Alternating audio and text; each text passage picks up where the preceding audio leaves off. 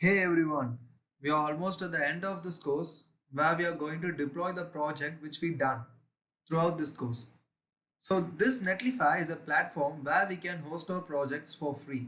There are a lot of websites like Hostinger, Googie Boost. So there are a lot of platforms for that, but we are going to use Netlify, which is really pretty simple for hosting our project. First, we need to log in.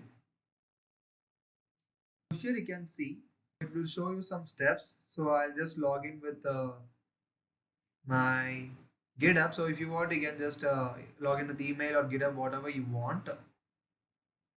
So I have already logged in. This is how the dashboard of your Netlify will look.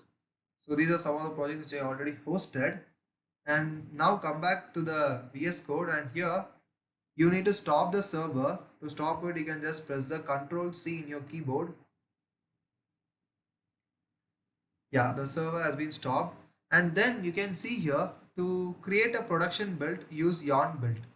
Because you cannot host your complete React app, it needs to be generated into a production build. For that, we can use the yarn build command or npm build. So whatever you get here, you can use it. I get yarn build, so I use it. If you get npm build, you can also use that. It doesn't matter. So now I'll just run it. After running this process has been finished, I'll get a production build which I need to upload in the Netlify server. So we will just wait until this production build has been finished. Until that, we have to wait.